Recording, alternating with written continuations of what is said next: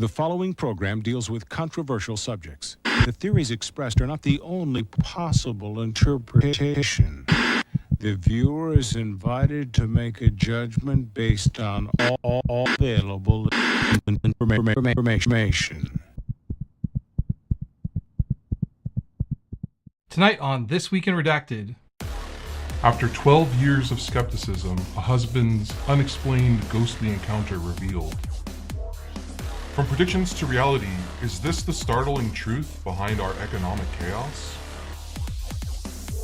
Otherworldly sighting over Colombia, but what is the truth?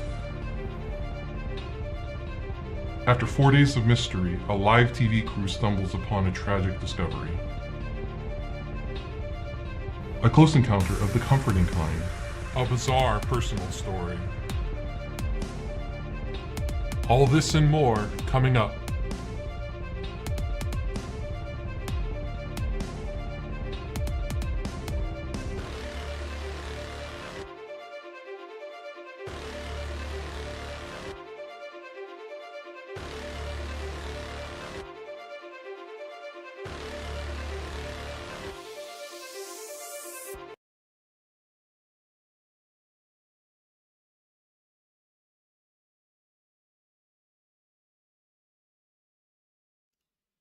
And we are live with This Week in Redacted. I am Ryan Redacted, and this is the podcast where we examine the top 5 most abnormal news articles from Reddit.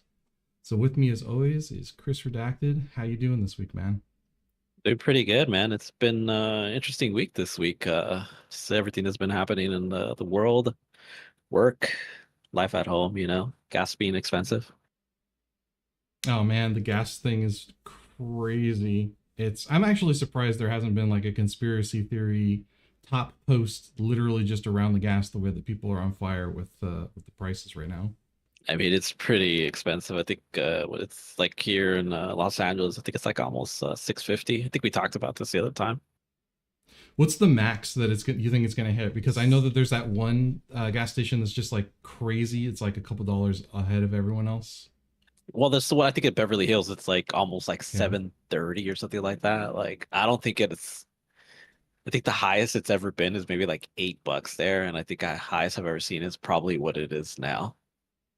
And it's just and everyone's paying it. Everyone's okay with it. I don't think we're gonna riot anytime soon for it. Well, honestly, I don't think anyone's okay with it, but yeah, everyone's just kind of forced to pay it, right? You don't have to go to Beverly Hills, but I guess if you're in Beverly Hills, it's not even an issue anyhow, right? Yeah, definitely not. What's so funny is, because I work retail, dude, it's not stopping people from shopping. People are going crazy for Christmas stuff. Oh, really? Already? Yeah, it's October. We just skip Thanksgiving pretty much in retail, go straight to Christmas, got to start making that money, finish off the third quarter strong and start the fourth quarter even stronger. What happens with Black Friday? Black Friday's still a thing. It's still like one of our busiest times of the year, and it's do or die. It's gonna be, I think, do or die for like all brick and mortar with just like what's going on right now with like what is it, like CVS, Rite Aid, all the brick and mortar. Just Amazon is just killing everything. And I think I'm a part of it too, because I went to Rite Aid to go buy some water, really, and I ended up buying it from Amazon, what I needed, and the water. I think I went to Target, and I was like, I think I'm contributing to it. Yeah, hey, at the end of the day, it's just going to be one mega corporation feeding everybody in a feeding tube, right? Like that's going to be the end game. It's going to be like the movie WALL-E. Yeah, like yeah, exactly. Yeah, we're all going to be riding around on those. I'm ready for that hover thing, that hover. You're already halfway there, right? I'm already halfway there. Just set me up already, dude. Just set me up with the little hover thing, Have it be like a Idiocracy too, like the Gatorade. Yeah, absolutely. Man, but dystopias. Yeah. Dystopias are becoming real. What can you say? It's kind of scary that I was the other day I was gonna watch Soylent Green. I don't know if you ever watched that, about the future where like food runs out. Yeah. So I'm not going to spoil it for anybody that's never watched it, but there's a famous thing that Charleston Heston says at the end, but it's quite an amazing film. If you've never watched it, highly recommend it. Yeah. Oh man, speaking of dystopia, I completely forgot to get this like loaded up, so I'll probably just toss this on the side for the podcast when we re-edit it. But basically, I saw this and I immediately thought of you. It's AI related because I've been just Okay. on an AI complete deep Bender. dive for the last month, right? And it's basically a tweet from I think it was a Stanford professor who is working on a project. God, what was the name of it? It was like Eureka, something like that. Um, and what they're doing is they have like a robot hand that's like a human hand that's got like thumb and fingers, and they're using two different models if I remember correctly, like one high level model and then one like low level model to have the hand do high dexterity tasks. So what that all translates to is the challenge that they gave was to do the spinning trick, right? Like with your fingers and like a you know straw or stick or blade or whatever. And then the video just showed like all the different generations of this thing just training and learning how to do it to the point where it's like better than a human. And the first thing I thought was like, oh man, I gotta send this to Chris. I totally forgot about it I know, though. I'm like how the AI is bad. It's really bad. This is the best way I have conversations with everybody. I was like, funny enough is at work. We have like self checkout, and everyone's like, "This is gonna replace jobs. It's gonna replace humans." And I was like, "No, maybe when AI gets in it, it might replace." But at the end of the day, I'm still gonna have my job because people get stuck on them. And then it happened exactly to that customer, and I was like, "See what I mean?" But they're starting to get scary, man. They're starting to put AI in everything, and it's just I'm for it, but I'm also very hesitant about it. And I mean, every week I think I talk about AI like taking over the world, and like we're gonna make great pets. Yeah, no, I don't think we're gonna get that far, but like I think the applications are insane, and like for this one, just seeing the dexterity of being able to move something with the fingers is just that one is very the uncanny valley, right? Like the whole idea Yes. that yeah, this just like immediately bypasses the uncanny valley straight into just like horror territory where you're like, okay, well now it can open doors, now it can do gang signs. Now it can bump fists, and it can build context around all that stupid stuff too. Oh, the gang signs. What is gonna throw Bloods and Crips? It's like, Yeah, oh there'll be two Lord. AIs, right? He's like Johnny Five's alive. That's what it's Yeah, gonna do. man. I was gonna sing the song, but I'm not gonna do it for the movie. I know what you're talking about. The Ah, locals you kick. should sing it. Yeah, I do don't it, even know do it by heart. it. Man, such a great movie. It is, right? Johnny Five's alive. Yeah, but dude, I love all the applications and stuff, and I'm actually building some hardware here so that I can play around with it quite a bit. So I'll probably have some of that out on the podcast as I'm Okay. experimenting with it, just because I think it's. I mean, honestly, like the stuff with just the graphics alone, just the like stable diffusion, which does the image processing, and now is starting to do animation, is mind blowing. If you haven't seen that Reddit, the stable diffusion Reddit, the stuff that people can put together is, and it's not just like, hey, tell me, construct PopCap toys of myself or whatever. It's like, take some text and it's like They Live, right? Remember They Live? Yes. Great movie. Yeah, yeah, absolutely. You'll have obey as the text and embed that in an AI generated image of women, I don't know, at a party, right? And you don't see it like if you're zoomed in, but the moment you zoom out, you can see that it's very much just an obey Dude, it's so message. powerful. The other day, I was making fun of one of my online friends, and we were making fun of him saying that he's an elevator technician, and that he lives inside an elevator, and that he plays video games. And I went to Stable Diffusion, and I put in everything that we were making fun of him, and it made an amazing picture. Like, I put like middle-aged man, bald, Argentinian descent, uh Canadian, and it did like everything that I I anticipated it would do. Like it was amazing. It was just like the most awesome thing I've ever created. And I just gave it like the prompt. Like it wasn't even complex. I didn't even have to like write so many things in it. And it just created it beautifully. I loved it that I was like remove this color, put a little bit more gray. Like it was just it's amazing. You know, here's the question I have, right? Is especially, tying it back to the podcast.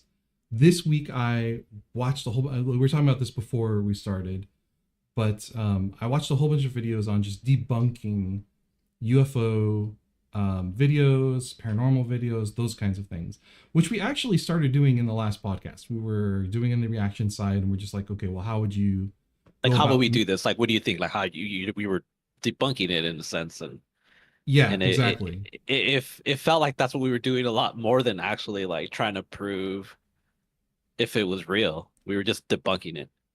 Well, yeah, because I mean they were so obviously bad. But here's what I'm getting at, right? Is like as AI starts to develop and you're able to blur sort of, because it's not just can you make a great image. You can have like a parameter in there that values tricking people at some point, right?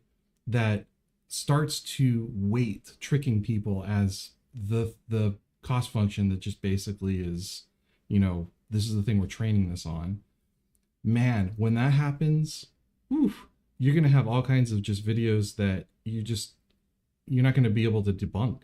And I don't know how long that is from now, because it's already at the point where like you go on TikTok, right? And people are believing all these very clearly just like string pull scenarios, as like a ghost is opening this, or like an alien spaceship that is really just like a motion blur in After Effects. So people already have a pretty, their threshold for sussing this stuff out is already pretty bad.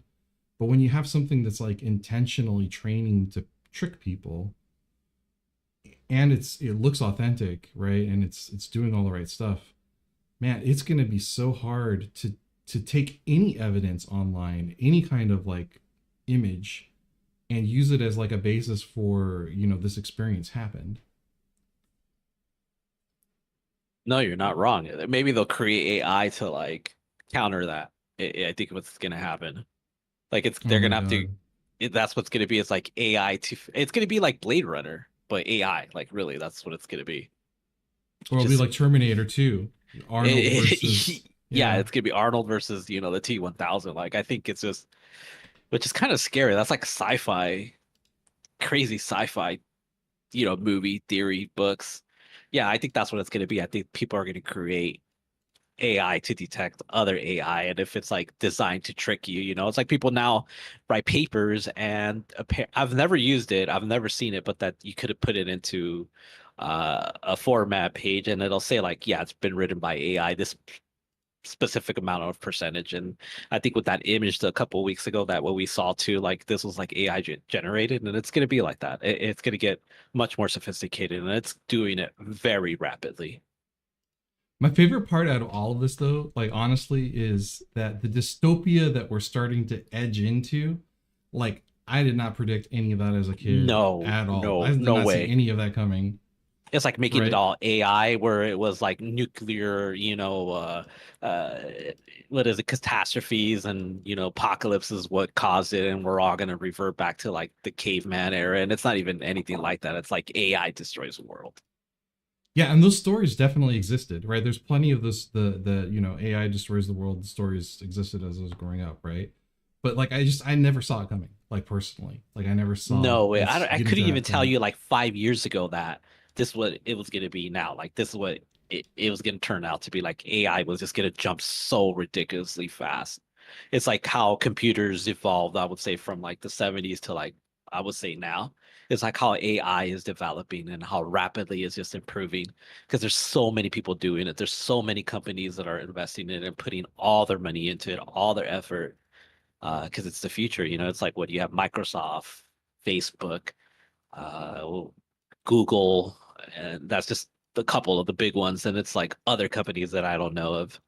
It's like they're putting all their chips in. Yeah, hey, did you ever watch the Lex podcast that I sent you that had him No, talking with I Zuckerberg? haven't yet.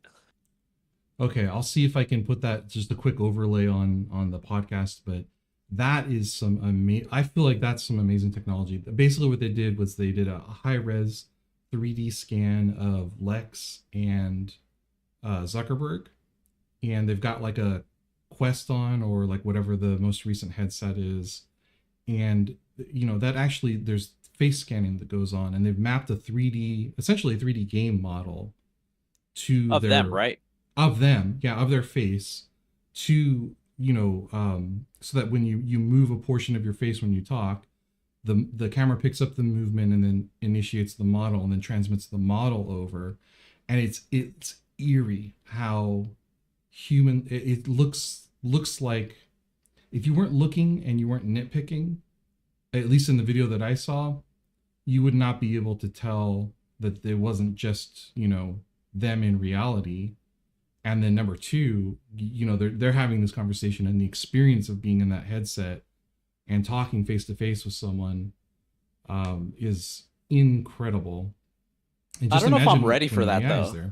Like I don't know if it's like I play video games to a certain extent, and I just don't know if I'm willing to be to go to that next level yet, because that's what's going to start happening. I think it'll start with video games, people getting that immersed. It's like, playing your avatar in video games now, and you're starting to see it. I don't know if I'm ready that. That's like the boomer in me talking, but it just takes one company to release that one game that just changes the industry standard, and then that's it. We're all stuck in that. We're all that.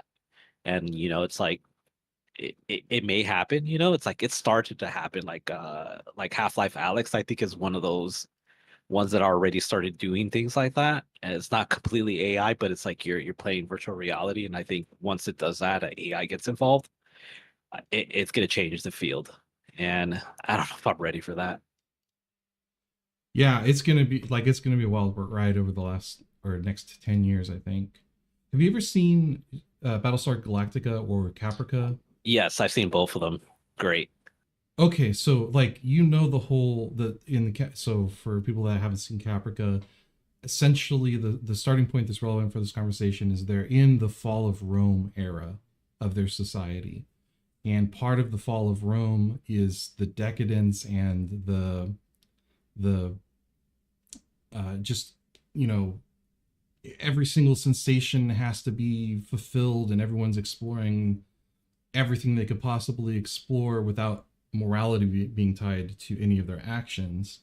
And in Caprico, the way that happens is they have these virtual spaces where they have beheadings, they have everything that you would picture like on the dark web, basically, like red rooms and all that kind of stuff is going on, and there's no consequences, right? It's like it's like it's a video game, but you are causing people to feel pain, and you are causing you know all that kind of stuff. And I'm really curious. I wonder if because I already know in virtual spaces, Second Life, right? Second Life had like huge controversies over all kinds of like communities that would like crop up, and they'd have to prune them because they were just absolutely horrific illegal content communities where people were What's like reenacting. you don't have, I don't know what it is. It's like they lack maybe like law and order in them. There's no consequences in it. So then people Yeah. truly start doing some weird things and creating weird cultures in it. And I think that's what Second Life does. It allows you to do that and be that. And unless someone is watching it, it'll create these weird groups. And yeah, Second Life is one of those famous to do that. Yeah, and I'm just picturing Second Life on steroids. Like you overlay that Zuckerberg tech where you've got your headset on and you've got the 3D mappings, and then maybe you've got like a couple virtual AIs in there doing all kinds of stuff, and it's just like, man, it's going to be the whole space is going to change in the next 10 years for sure. It's not going to be you're playing World of Warcraft and there's like 100 polygons on your screen, or RuneScape or whatever. It's going to be you've got your headset on and you're basically in Caprica, right? You're experiencing yourself getting beheaded. Oh man, I don't know if I'm ready for that. It's like I did something wrong in the game and I broke a law and now I'm getting decapitated. Like, oh no. It's like I'm Uh, afraid of going to like, real jail, and imagine going to like cyber jail. oh my God. No, I'm not okay with that. I'm not ready for that yet. Well, we still got a couple years before it happens, so just I enjoy mean, games right do now. we really? I think maybe in the next like 10 years, I think it's gonna really advance quickly if we don't kill ourselves, over war. That's a pretty high bar. Well, you want to get into the top five for Yeah, this let's week? definitely get into. All right, let's kick it off with number five. So this one is actually from the cryptozoology category. However, it's from a Reddit called Humanoid Encounters. Not a lot of upvotes on this one, but I think that more or less indicates less activity on the Bigfoot side of things. But this one's a personal encounter from a poster.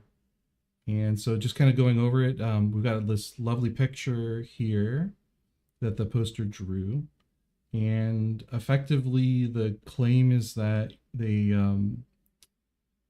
been visited by aliens basically their entire life. And the high level view of this, right, is that they had a breakup, and after the breakup, one of the gray aliens came down and comforted the person, and Oh that's man, that's a story.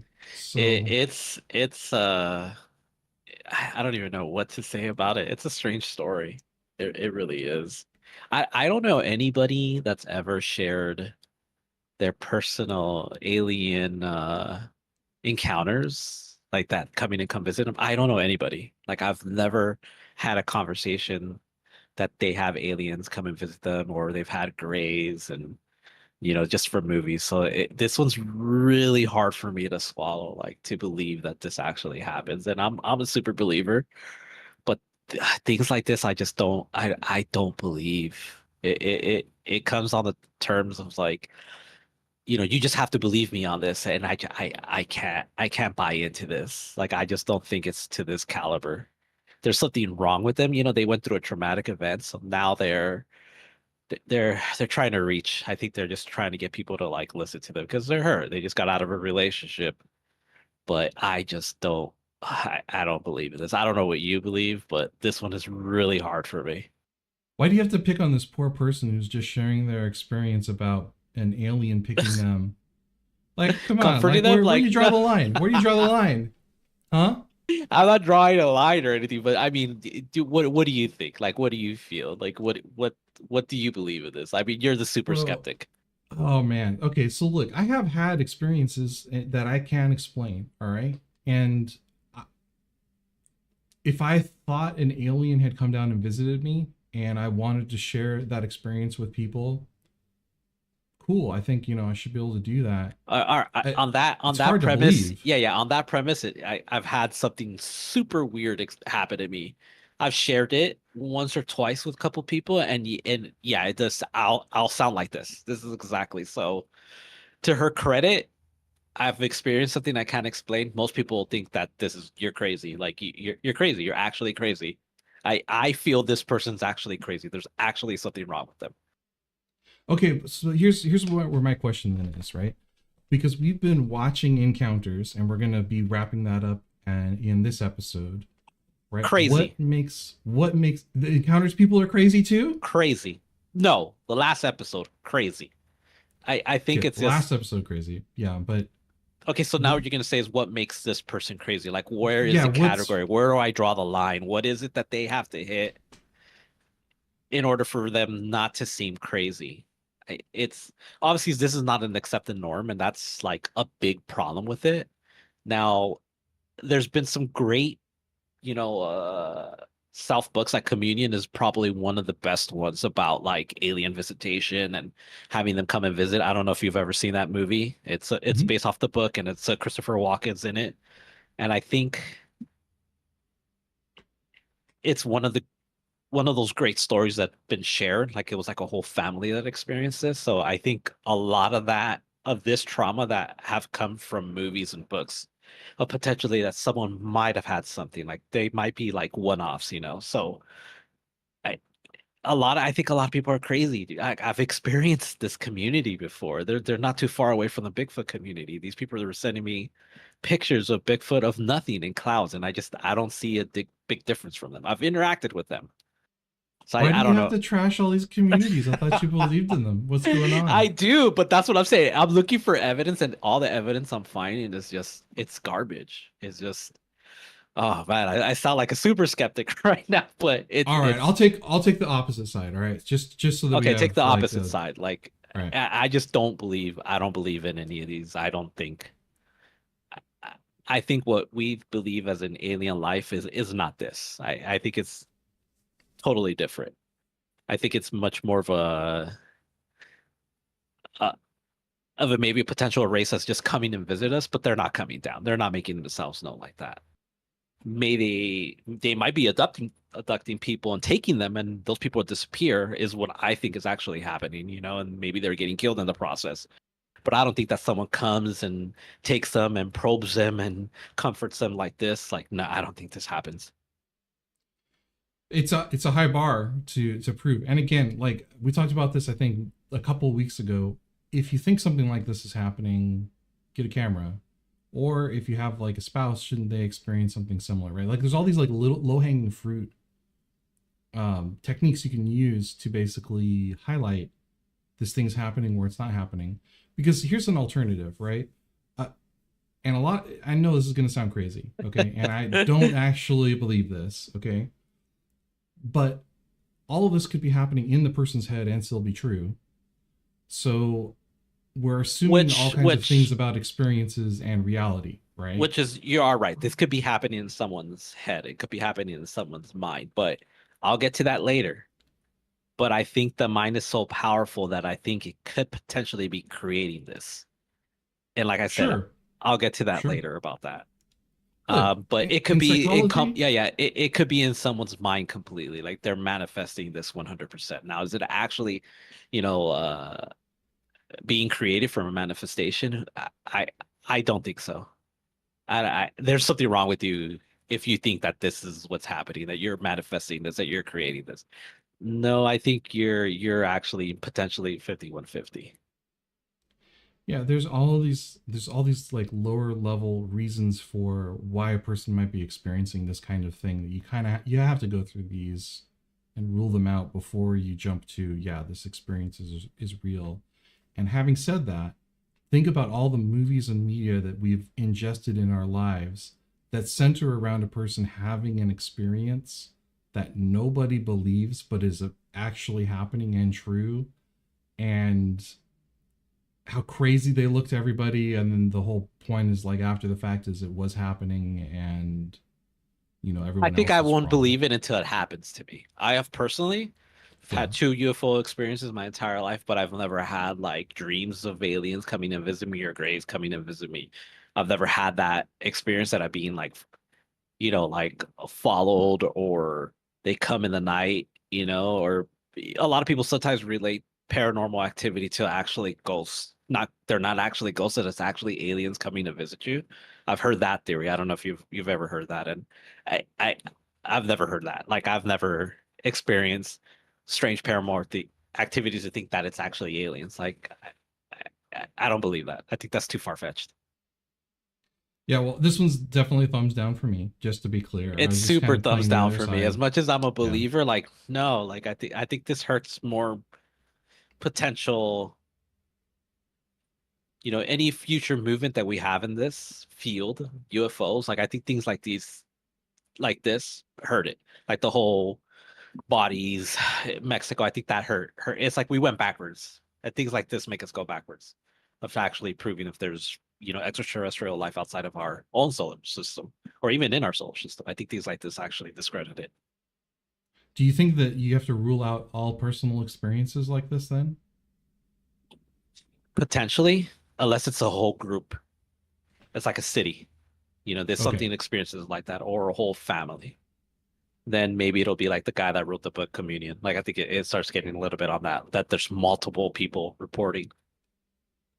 Okay. So generally speaking, on your take, you will have to rule out individuals making claims When you get to groups, it's a different story. You have to start looking at things a little bit differently. I That's think what you you're have to. saying? I mean, what I'm doing in a sense is I'm eliminating 90% of all cases and stories by Yeah, doing that. it's a lot. Yeah, It's for sure. eliminating everybody. So I don't know. It's always a difficult conversation to have. It's like, what do you have to hit in order for it to be credible? I think is what Yeah. is always going to be the problem. There's always going to be, oppose and approval of it. Like the whole Bigfoot picture that I send you. Like there's two different communities, two trains of thought. I think that's what's gonna is happening with this. So this person seems pretty put together. I mean, they're coherent with their story, right? They're It's one thing to write this; it's another thing to interact with them. Like if you were to yeah, like, I could say the same thing about that lady that sent me those Bigfoot pictures. She looked yeah. normal on her Facebook picture. She looked normal on her Facebook account. The minute she sent me all that stuff, I knew this lady is certified crazy. All right. Well, I don't want to go so far as to say certified crazy for anyone because I'm not a medical I'm not, professional. definitely am not, but when you see Bigfoot in rocks, that's a problem. Yeah, that's a little sus. All right. Well, I think we can put the both thumbs down on this one. Let's No get disrespect to the poster or anything like that. I yeah. personally believe that no, I don't believe in that. I don't believe people get visited like this in the night. Like I just don't. I don't. But Also, we're no, both wrong all the time, so absolutely. just take it with a grain of salt. All right, And my number 4. apologies to the original poster if you happen to be watching this. All right, number 4, ghosts. All right, so this one's great. Almost 2K upvotes. A lot of people thumbs up this one. 12 years living in this house, no experiences. And then one day, husband experiences something they cannot explain. So let's dig into this one a little bit. I have to say, this house, the picture just looks creepy. The house I Oh grew man, up in, first thought. yeah. Yeah. The house I grew up in had this similar vibe, like creepiness like this. Like it's old. It's just it looks run down, beat up. But the house I grew up in, it looked like this kind of, and it just has that criteria of just old, beat up, built in like early 1900s. It just has everything needed for a creepy story. Creepy ass Halloween stuff Absolutely. on there. Yeah, man, that's the thing that really sells the photo for me is like there's a creepy clown in the background and like a skull, like a skull dog, right? Just hanging out there. Yeah, the clown, it just has, the Halloween decoration. It is, right now, October 22nd. So Mhm. total Halloween vibes. So yeah, this one's another personal experience, right? And See, but so I don't know they why I believe this one more than I believe the other story. It's because I think this one's more realistic. I don't know, like I buy into a little bit more because I've had personal experience with strange paranormal things in the house I grew up in. So maybe that's why I favor this one versus the last post. Um, I've I've experienced what he's experienced. I've gone through that, and and that's why I believe this one. And I don't know how you feel about it, like behind it. But yeah, my paranormal activity at my house began when my parents remodeled it. Like the paranormal activity in that house skyrocketed, and it was something similar to this. Like nothing happened for years, and all of a sudden we remodeled the house, and it's like we pissed whatever essence, presence, ghost, being, whatever you want to call it, whatever you believe in, belief. It's like we upset it because it just took off. It wasn't like malignant at all, but it was like it did not like what we were doing to it. And I think that's what was happening in this home. I think they were moving in, trying to fix it up, and maybe the spirit or being or whatever didn't like what they were doing and then started making themselves known. I think a lot of cases are like that about strange paranormal things. It's like people move in, they start remodeling, and it's like, I'm not okay with it, whatever spirit is there. Like personally, like let's say I pass away, I live in this house or apartment, and I don't know that I'm dead, and something comes in, I would feel the same way, like the movie Others. I think that's it. If anything is going to get close to explanation, I think that movie explains it very well. And I don't know how you feel about it. And for whatever reason, this one resonated with me, and I'm way blabbering. So go ahead and chime in. Well, let's start with the husband's experience because it's a pretty simple one, right?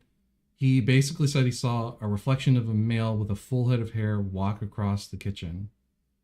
So that's it. He was creeped That out is, about it. yeah, They it's are doing remodeling, if I remember correctly. If I think it's in the comments. So there are a few more details there, but it's a really simple experience, right? It's just like saw a reflection of a male with a full head of hair walking. so. My dad was exactly like this in the house. He didn't believe anything. He thought we were all making it up, and all the same thing, like the orbs that we would see, the orbs and the pictures that we would take. Because that picture I send you with me having orbs, and you're like, it's just dust. A lot of our pictures have that. The random footsteps we used to hear because it was wooden floor. Music, voices. We used to hear voices. We used to hear what sounded like the door opening and closing, and no one would be home. So around the time when my dad retired, this is the house we grew up in. All of us were already like either out of the house or almost on the verge of going out. I think I was like in my early 20s, late 20s when they my dad retired, and he would say that he would hear me coming home, walk around the house, go use the restroom, go into my bedroom, and then that he would come out and it's like, hey, why don't you say hi to me? And it was nobody was home.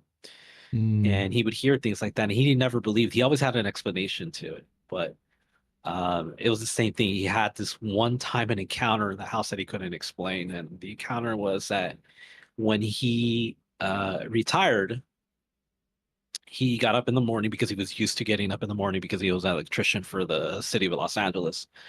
And so he would get up early, and he went into the bathroom, and in the bathroom he was, using the restroom, and he said that the faucet turned on by itself.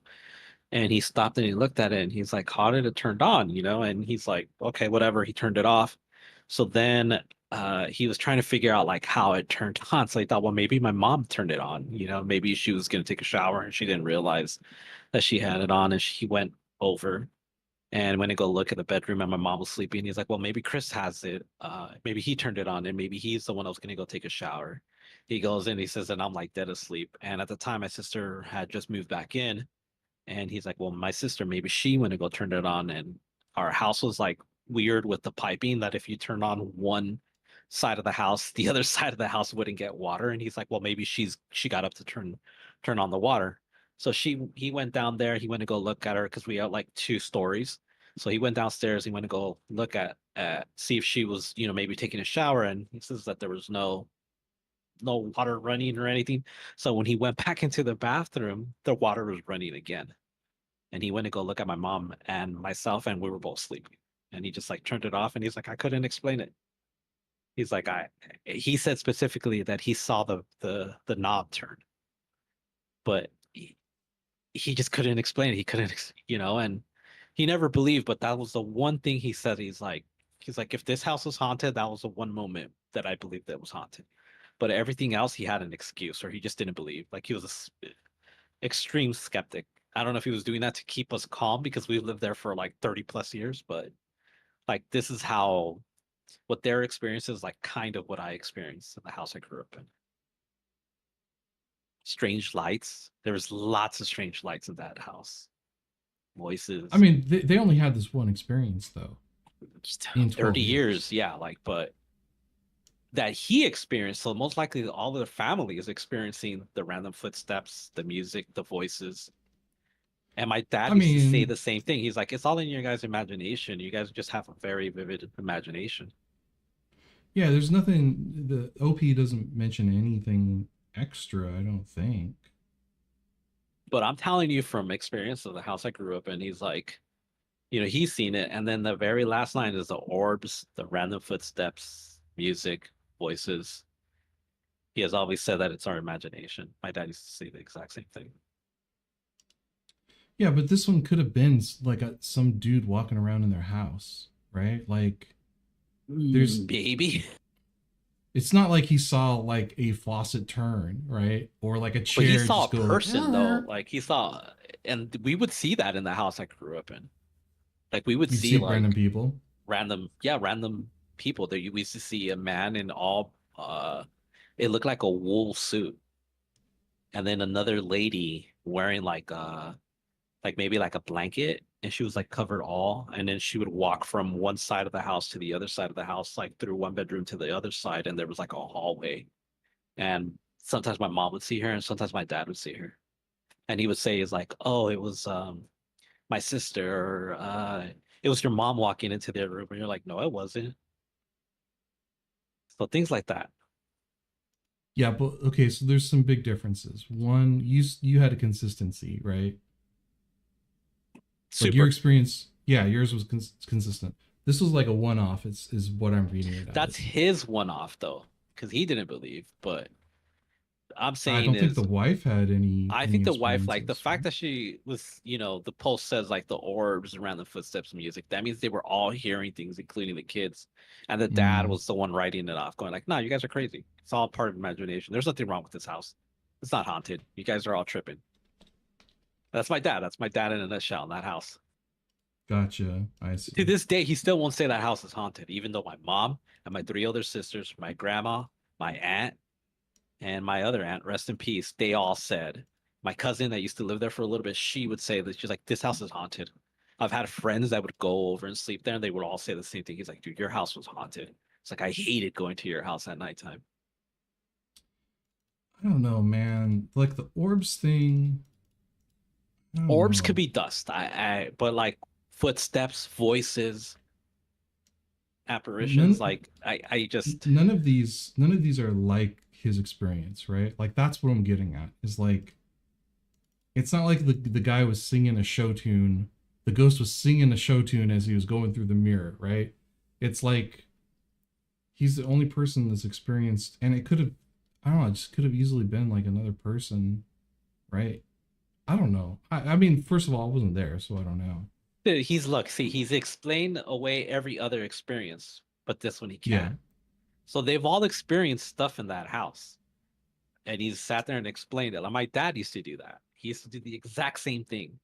And he was like, "No, it's this, no, it's that. Like it could just be like, like one time the trash can fell over and he's like, "Oh, the what ended up happening is you guys put too much trash. You might have put a heavy bottle on the top and then it tipped over and that knocked the whole." Like he would sit there and explain things like that. But all of us used to say like that house is haunted, like it was haunted. And when it posted and I read this, I was like, "Oh man, this is like the house I grew up in." And I haven't lived there in over like 16 years. And the odd thing is, maybe a couple of years ago, more than maybe like 10 years ago, is I was renewing my license and I never updated my address and it got sent to my old house that I grew up in. So I knew it got sent there and I walked over there and I was like, "Hey, at the time I just lived down the street from there." And I used to live here. My parents sold the house to you guys. Like my ID got sent here accidentally. I just wanted to know if you guys have it. And I knew they did. They had teenagers and these fuckers took it. I already know that's what happened. And they were like, "No, no, no one. There's no ID under this name. We don't have any mail for this name." And I was like, "Okay, well, sorry to bug you. Thank you. Have a good day." And they're like, "Hey, wait." And I was like, "Yeah, what's up?" And I already knew what they were gonna ask me. They're like, so they asked me in Spanish. She's like, "Did they used to haunt here?" And I was like, I was like, "Yeah." She's like, and then she told the other lady, she's like, "I told you." She's like, "I told you this house is haunted." And and then I told her, I was like, they used to like turn on the TV, turn on the faucets. We would hear knocking. People would close the door. The doors would get closed. It would sound like there was rats upstairs, but if there's no rats, I say we used to have cats and rats. The doors would open and shut in the back. I said the lights downstairs used to turn on and off by themselves, and my dad's an electrician, and he would even change things about it. We used to see people, is what I told her, and we would see two specific people. This one gentleman that looked kind of, I'm going to say Native American, and another lady that just looked like, in her late 60s. And they're like, "Oh my God, you guys see the same things that we used to see." And I was like, "Yep, they used to haunt us here." And I've moved on, lived in different places, and I've never had anything happen to me anywhere near remote that close. Like maybe like 1%. Like I've had the lights turn on and off here in my apartment, but you could explain like me malfunction, but Yeah. like that house, nothing ever again in my life. That house was built like in the And 30s, and I can't even tell you like who owned it before. My parents owned it in the early 60s. Yeah, I couldn't. the ghost stole your ID too. It definitely did. I don't know. This is Just gonna saying. turn into like story time, ghost time here. Yeah, I mean, honestly, just reading this, I would just have been like, yeah, whatever. It's not like it's easily Mm, explainable. I think honestly, like I don't count these as like music and voices. Like there's not a lot of detail here. It's not like me and my son heard Linkin Park playing in the background all of a sudden, you that's not know. what I'm saying, but they like voices. We used to hear like it would be like mumbling. Like I can't. It would Ooh, just. that's It was creepy. like. It was like. I know exactly the noise it used to do, but I don't feel comfortable ever like doing it again. It was like it makes me very uneasy doing it. But we used to hear like it sounded like that's exactly what it sounded like. And I wasn't the only one that would hear it. My oldest sister, she would hear it. The one after that, and like I said, I had three older sisters. My mom would hear it. My grandma would hear it. My aunts would hear it. Friends would come over and they would hear it. Okay, but isn't that just like old house stuff? Like if you okay, here's my question. Do you think if you tore that house down and then rebuilt up with a modern house, it would still be haunted? Yes, You think so? yes. So if there are any viewers that want to purchase that house and give it to Chris so that we can tear it down and rebuild, we will test that for you. Yeah, Los Angeles, California, the city of Glassell Park is where that house is haunted. It's People live there. I like a wouldn't $10 like million give experiment. $10 million experiment at the moment. But yeah, that house is super haunted.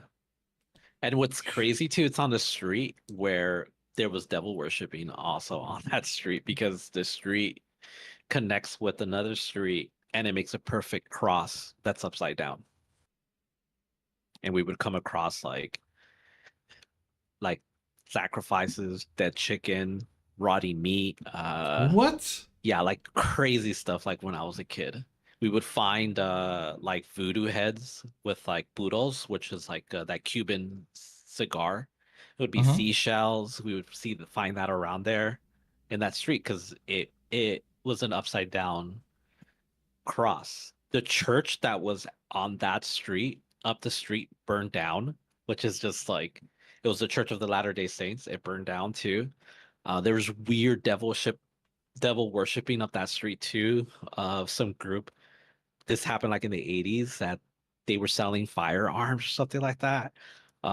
Richard Ramirez, the Night Stalker, was on my street hiding from the cops underneath the 2 freeway. Like he was I right by remember that there. story. Yeah. Yeah, like Wow. it's one of those things I was like, yeah, that if anything is haunted, is that house was haunted.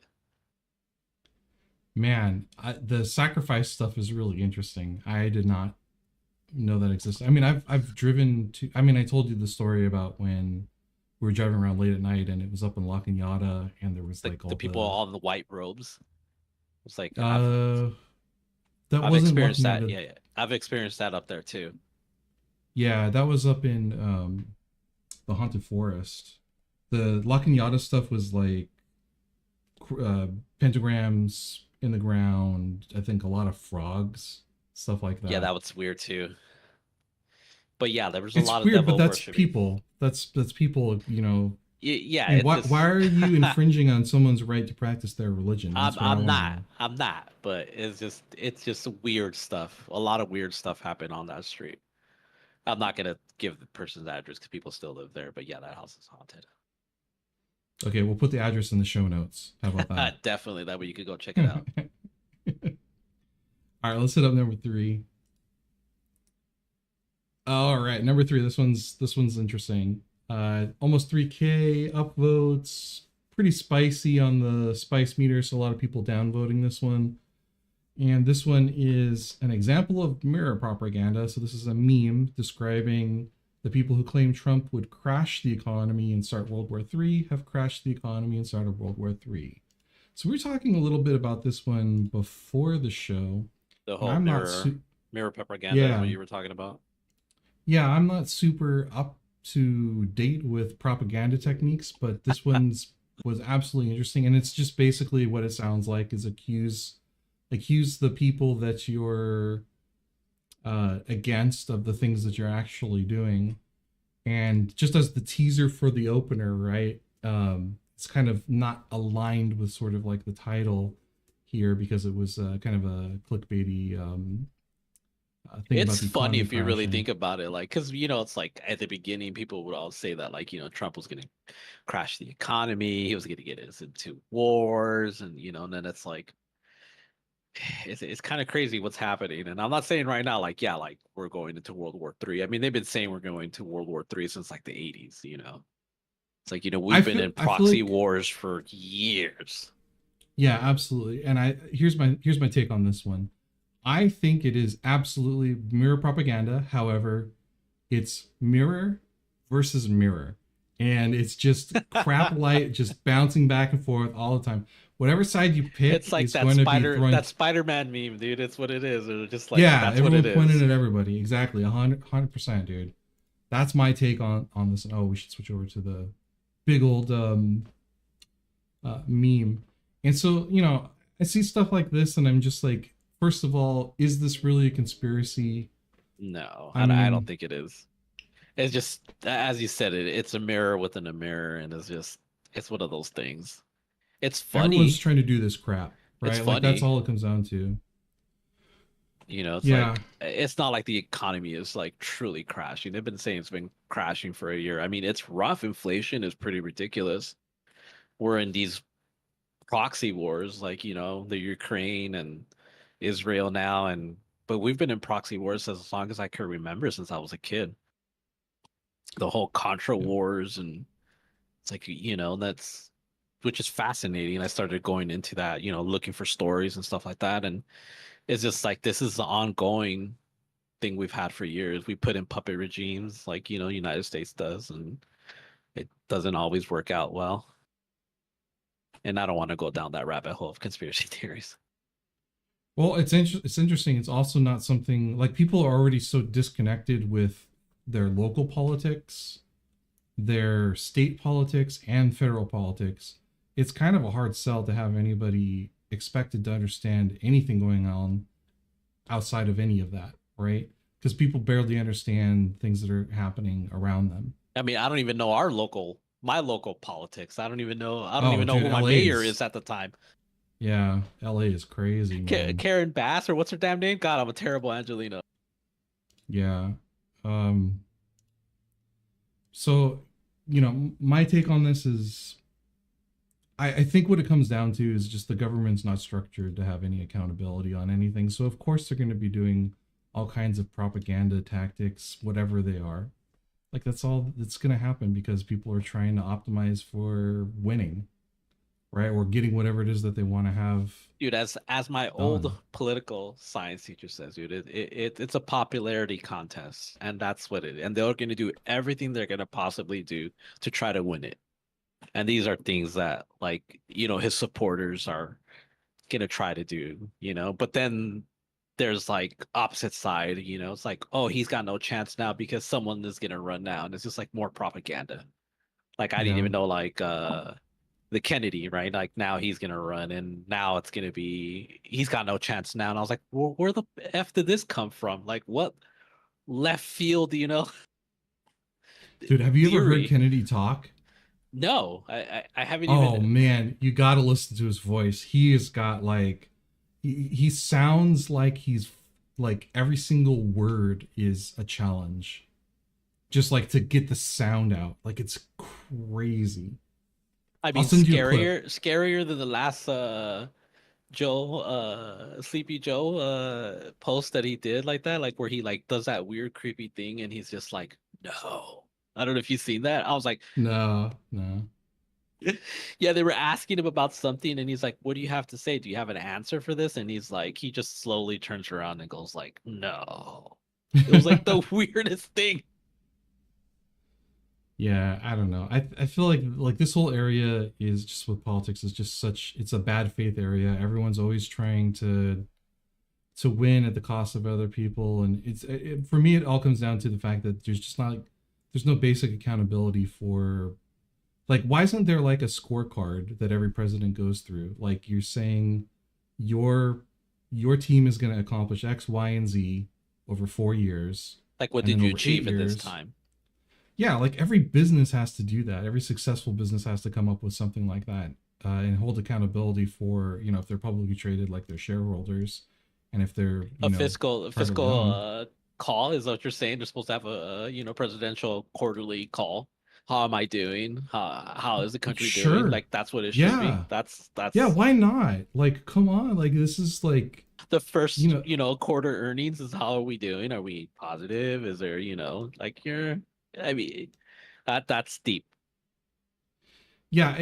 Well, okay. So it's easier for businesses because they're all like, again, if they're publicly traded, they're optimized on cost, right? And like how they're doing. Not all of them. And not all of them. Yeah. But you at least have that metric, and it is more complicated I think when you're dealing with social issues, and again like what this conspiracy post is talking about, right? Like all the shadow governments and all the stuff that's like The shadow all council is the really running everything.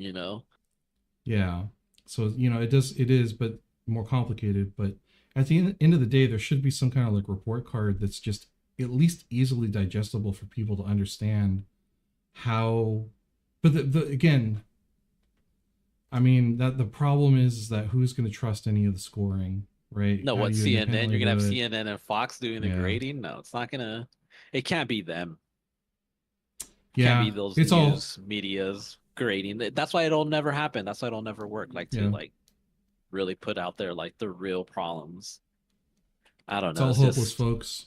It's all it's hopeless. it's all smoke and mirrors, really. All right, I think that wraps this one up because not much more to say on that one. Man, this one was a bummer. Woo! Did you look at this one? This one's Yes. kind of crazy. So again, from Morbid Reality about 4K. Everyone's kind of commenting on this one because it's an evolving story. But basically, a missing 18-year-old boy, missing for 4 days, found unalived by a TV broadcast crew.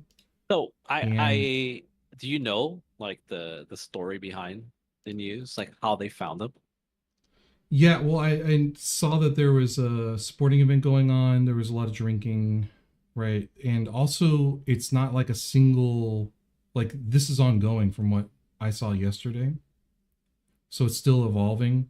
But the leading theory was that he was trying to get onto a train, had too much to drink, didn't have his pass, and decided to hop on top of the train and then sneak his way in, I guess, is what I had read in the comments, and fell and or reached one of the electrified rails or something like that and This took basically place knocked in him what out. country? Because it's not. I thought it was here for. It took place in. Spain, I think. Yeah, I Yeah, think so. Spain. Yeah.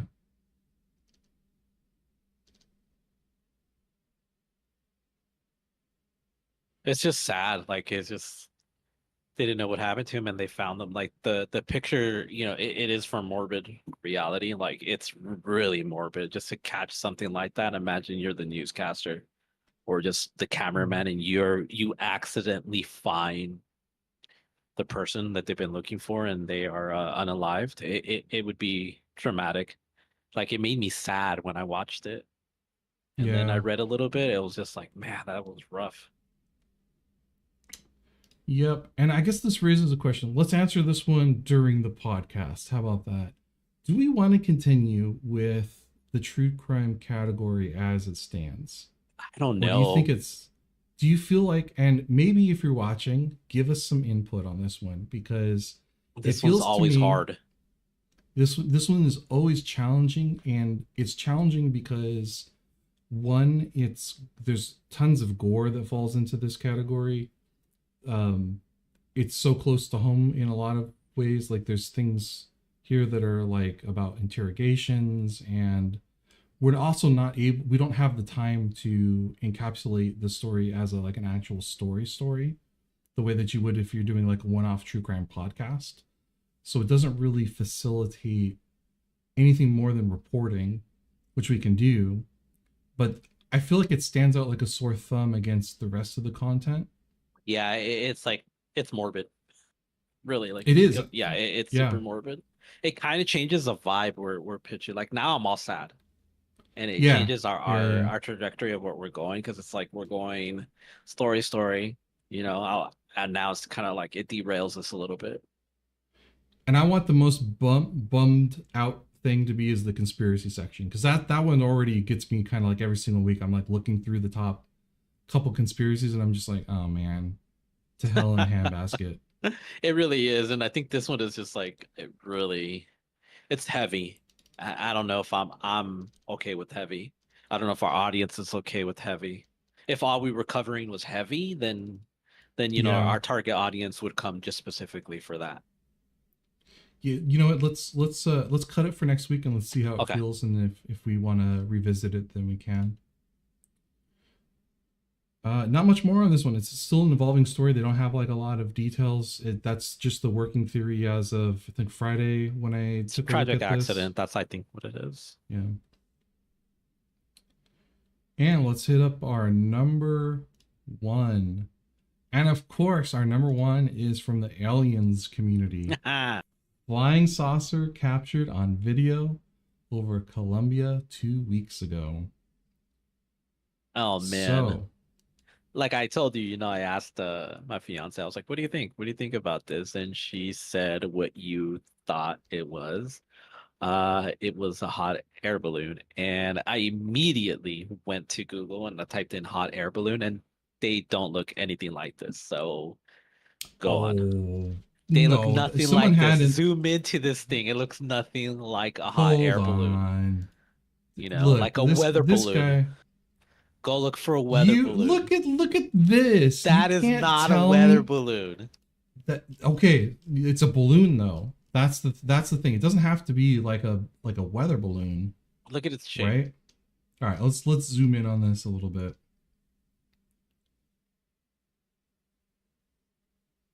Now, weather balloons do go super high. Like they go higher than airplanes. I didn't even know that they go to like 100,000 feet. 60 to 100,000 feet. That's some interesting information that I learned today, actually. Okay, so first of all, there It's a are UFO. no unnatural movement patterns on this one at all. All right, it is literally going It's going in one a straight specific line. trajectory. It's going just from A to B. So yeah, I agree with you on that. Okay, so we have that established. Number two, that's clearly that's what it is. Like clearly, like you can't tell me that that's look. It's reflecting a pico balloon. Pico balloon.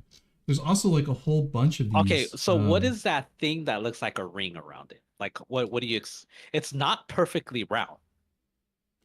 Yeah, but there's all kinds of different balloons. Like this video that's linked, right, has It has like a cylinder. It looks like it has a cylinder in the middle. Like Saturn is what it looks like. It's floating. like this. That doesn't look like it. But use your imagination. That's what I'm saying. I am, and I'm telling you that is not it. See, I wish there was a way you could plot this so AI could read it already and tell me if it's fake or not. So that way I'm not arguing with people and I'm sounding crazy. I was like, yeah, that's a UFO. I think I think this is a balloon. So I think just based off of the fact that it doesn't have like any unnatural movements, you know. Okay, so here's what I can say. I don't know what it is, so it's definitely unidentified, right? It's definitely flying. It definitely is. It's flying way too high. It's about how fast, the speed it's going super fast. I didn't even check to see how fast weather balloons go, and that's not what I'm saying it is. They don't go very fast, but you got to keep in mind the plane is moving, right? True. So the plane is going very fast. The balloon in this video clip is going very slowly in a straight direction, right? And then that creates like I a mean, there's parallax. someone that's gonna figure out how fast it is because the plane, what is the average speed? About 400 miles an hour, right? So the distance it does from its initial spot to the wing, someone could do the math and calculate like how fast it's going, right? It's gonna be something silly like 40 miles an hour is what the math is probably gonna say because it's a lot slower than what you anticipate it to actually be. Like the whole things that they were filming off of San Diego, they were going about 40 miles an hour also against wind, 100 mile an hour, 180 plus mile hour wind. So this also the wind, like how do you describe the wind up there? It's a balloon. It's so clearly a balloon, and I quote, this is from Beetlejuice times 3. It's a balloon. It's so clearly a balloon. It's stationary, and the plane is moving at 500 miles per hour.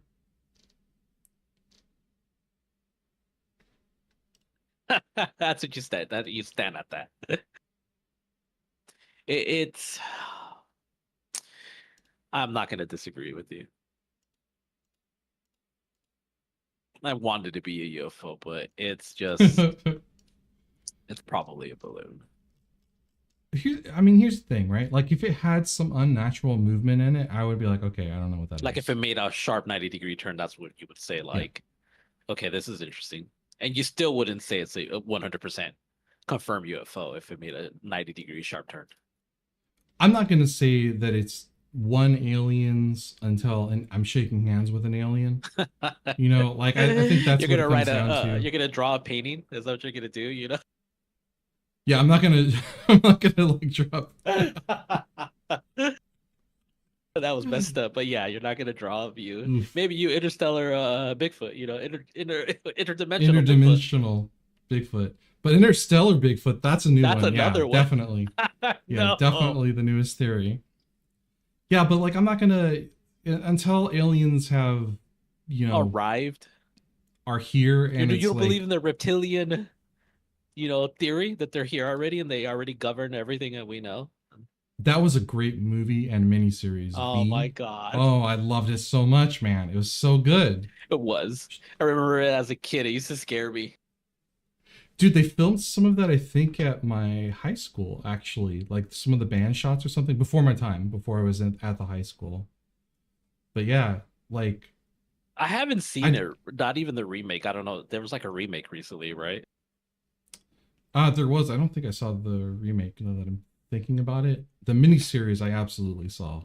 And that was, you know, and it had in my head, like, oh, what if they're here? What if they're among us? You know? But all of that stuff feeds into the conspiracy theory section of existence at that point. And for me, like on conspiracies, it just turns into like, okay, well, how many people know about this thing?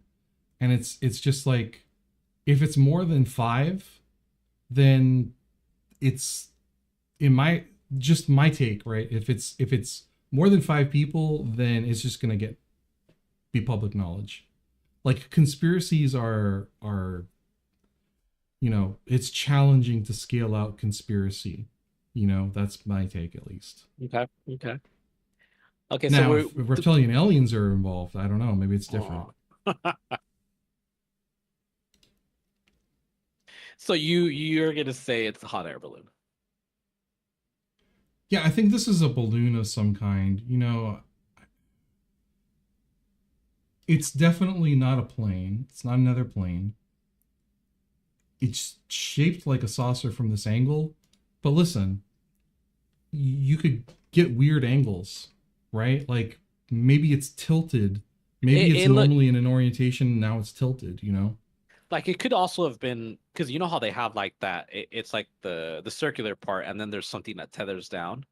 It could have Yeah. also wrapped around it too that caused it. You know, it could have also malfunctioned that causes it to seem like that ring that causes it to look like a UFO, and I'm going to say that is possibly a weather balloon. Um, and you're right about its trajectory, how fast it's moving. Um, These are actually quite common, these videos. I don't know. This is like maybe like the 10th or 15th one in this UFO community. They get recorded all the time. You should watch the Corridor crew videos because they intentionally posted on, I think it was our Mm-hmm. UFOs with VFX footage, and they got caught out pretty quickly actually, which I thought Really? was the interesting. Yeah, the guy screwed up and he didn't update the metadata, and so the metadata had in it like Ted's fake UFO dot mp4 or whatever, so it was like obvious that it was like, Fake. Like this is faked. Yeah, but then you'd they be did another surprised how one that was from many Tesla. I would, the one thing that does get me about the UFO community and um the lack of actual really good videos or even fake videos is really low. Like you would expect a lot more people to be posting fake videos because some of them are really bad. But there is some quality, you know, I'm going to say people that can manufacture these, that take the time. But I think maybe the editing is the problem, and then the whole mapping and then putting it into, stock footage and making this real. That's what I think is the challenge with them. Yeah, I mean, you have to do exactly like the footage that they faked. Came the It was in a plane similar to this, but it was like a personal plane, I guess, like a pilot plane, and it was from the cockpit. Is that where the And one you can see the propellers? There's one that was no, similar to this. It was exactly like that. It says like uh internet influencer captures UFO. And it's exactly like this. And there's like a yeah, that's it. But like I said, these videos get posted like this all the time, like someone records. They're probably weather balloons. yeah, well, that's the other thing is they also did another video where a viewer sent them something to debunk. He was like, listen, I did a time lapse night scene, and I don't know what this thing is that's going around the sky like this over 5 hours. And so originally he sent them like something that was encoded, and they're like, can you send us the raw files? And he sent them the raw files. So that immediately proved that the footage was real. And everyone on the crew was looking at it thinking like, oh, this looks compelling, this looks great. But then as they started to dig into it, it was just a weather balloon. It was from Google, and it was a balloon that they launched that lasts a year or something. And it's super high up in the air, so you can only see it at night. And the pattern that it was going looked very unnatural, but that's because it was raising and lowering itself so that different wind was going to be pushing it and pulling it in different directions. And it was very slow moving, and it looked great. And it was, and the person wasn't trying to like, They're like, help the me out with original. this. I don't know what this is. Yeah. This is something interesting, and I would have never guessed that in 1,000 years. That could be then a Google satellite or Google balloon capturing images to help out with, Yeah. for me getting home faster from West Hills to North Hollywood. Yeah, I like who knows, right? And that's why it's like I think just like watching their video series has given me a pretty good, like, I'm not going to be an expert in that area. I'm okay with that. But just as a foundation, I think it's really good to pay attention to some of the common things that they're mentioning in those videos. And one of them is like, hey, it's in a straight line. I mean, if you take a plane and like the plane is going like this. If the object is fixed with it and they're moving together, it's a little sus. That's a little set up like there's a camera scene in there, right? And you're trying to keep everything in the frame. So there's little things like that lower the credibility of footage that you're looking at. And there's other things like the fact that it goes straight across, right? And doesn't have any unnatural movement at all. That's also a little bit sus. That points to it being a balloon in some case. So like I'm really like, I definitely want to get some more debunking skills over the next year and figure out some of these common patterns. And the reality is that from what I can tell, the UFO community is actually really good at debunking a lot of the stuff that people throw at them. Yeah, remember the thing about the whole Malaysian Air? Like they Yeah. debunked it in like 12 hours. Like it was like top right away post. Yeah, this has been debunked. This is coming from an After Effects insert. You could tell from the data, and it comes from this specific video game. It's this specific explosion, and I was like, wow, that's really good. They even were looking at the drone, saying like the drones from this time didn't even have cameras. Like this is not, Yeah. this is not military recorded stuff. And yeah, they debunked it. Like the own community debunked it. Yeah, and that's, it's a good.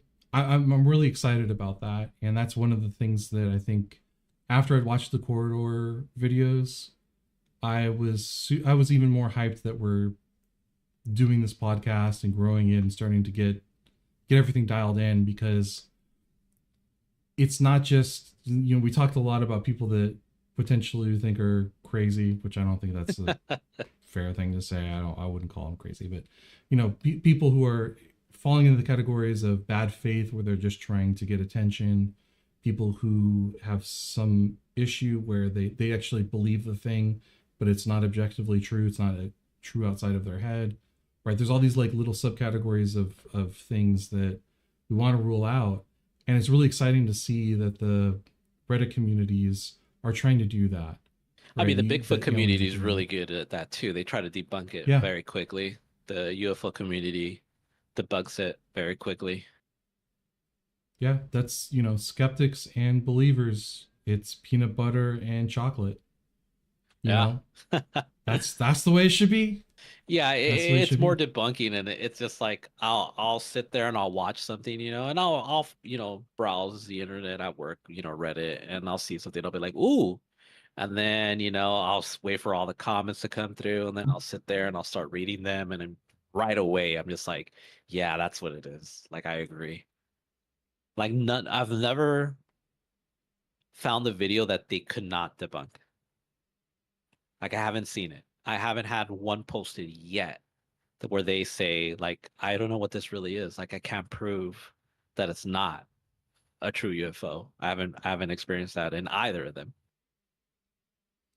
We all want to see something extraordinary. It's just whether or not that thing is real, right? Like that's the thing that I think everyone wants to hone in on. Definitely. Well, I think that wraps up this week in Redacted, our top 5 abnormal news articles for the week.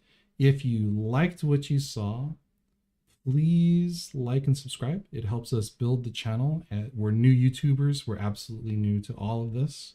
Hit that bell And notification. That's the one thing you forgot. man, I don't never hit the bell notification, but if you decide to hit the bell notification, thank you. We appreciate There's some that. of the like some YouTubers that I do hit the bell notification, but then most of them I don't. So hit that bell notification. Yeah, and I think we're gonna segue into Tales of the Redacted if you're all set. I am all set. All right, here we go.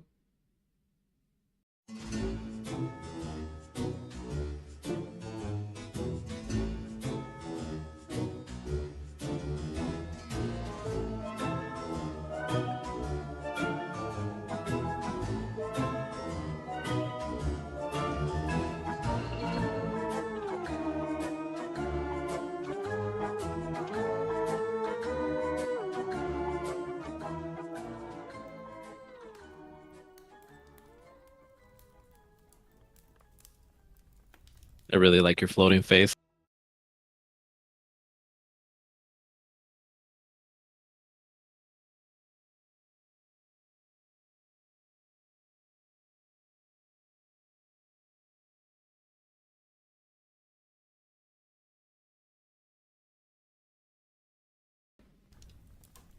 There you go. I know it just kind of like zoomed out a little bit. I'm not popping up on it. I don't know if that's intentional. All right, it's like going in and out a little bit. Technical difficulties.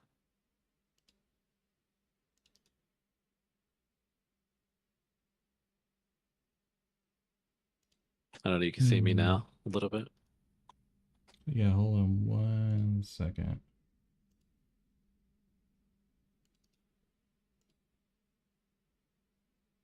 Yeah, that's not showing you. Yeah. Trying to fix a mask, is that what it is?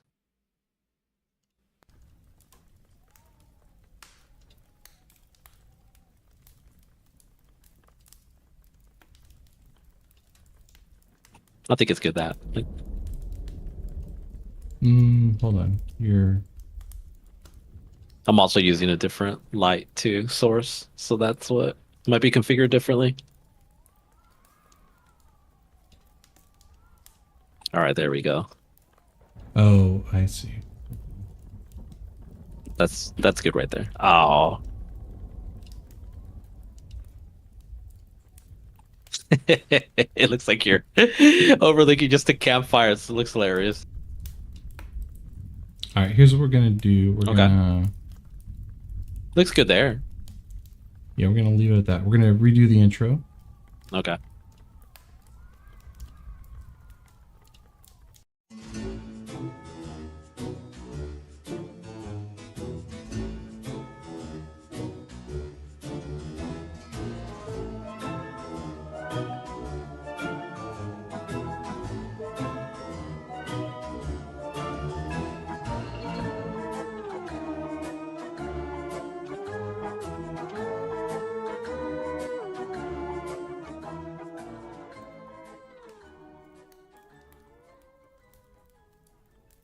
All right, I'm looking good this time.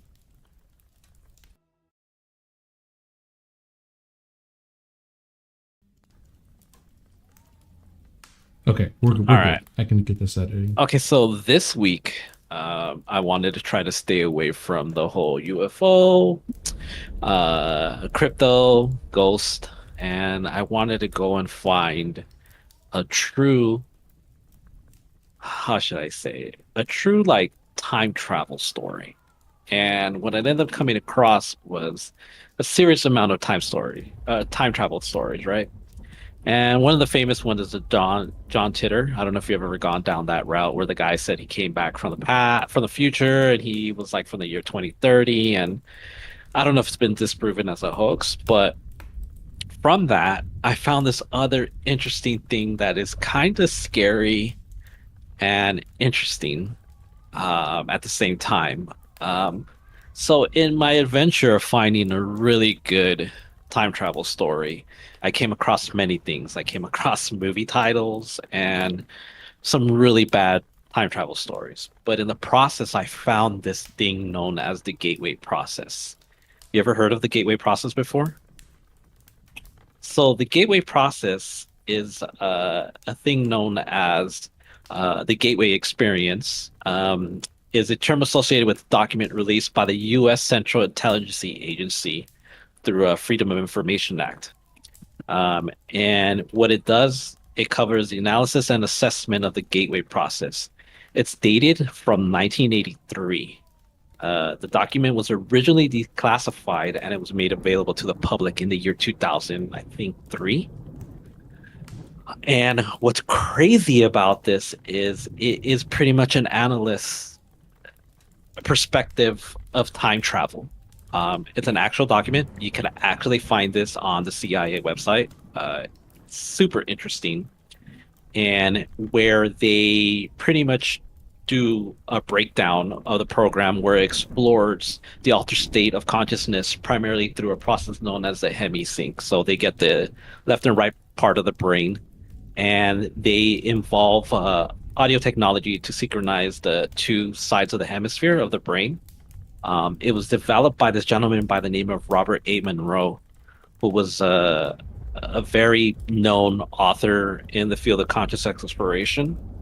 What they ended up covering is that they felt that there was some type of performance enhancing alter conscious and state of it where you're able to trigger it by sound frequency. I've heard this before in the early 2000s, I'm going to say, where people were doing, I guess, drugs and then trying frequencies to try to like enhance themselves. And what this document, it's a lot of information. It's like 29 pages of information that was like released. Like I said, you can find this. And it kind of covers time travel through a sense of the mind that you're able to time travel using your brain, not physically traveling there, but consciously traveling there. Where a lot of people were saying that this actually would pretty much say that laws of attraction are totally possible. And I don't know if you know anything about that, like where you could like put it out there in the universe and say like I'm going to be a millionaire. If you keep believing that you're going to be a millionaire, like you'll actually manifest it.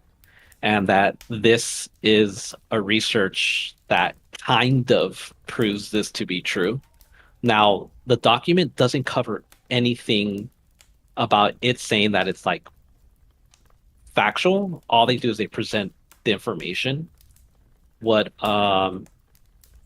gets me is that it's from a long time ago, from the 80s, and God knows what they were doing before that. And the way I came across this is because I was researching the Philadelphia experiment. I don't know if you've ever heard about that before. Yeah, yeah, yeah. So from that, I found this, and I've never even ever heard of this, like the whole gateway experience. So to like wrap it up a little bit, it is pretty much time travel may be possible with the conscious mind by getting your right and left side of your brain and triggering it with sound. There's possible sense of time traveling, and this document, it's way too much information to cover, but it was very interesting. I It blew my mind a little bit. I've never heard anything about it. I don't know if you've ever heard anything about it, but it was definitely just me trying to research like a good old time travel story. You know, the ones that were popping up were the whole time traveler from the Mike Tyson fight was popping up. The time traveler in the movie Circus with Charlie Chaplin, where the lady who seems to be talking on a cell phone. Those are another famous ones. But this one, for whatever reason, it kind of really intrigued me a little bit because it's possible time travel using our mind.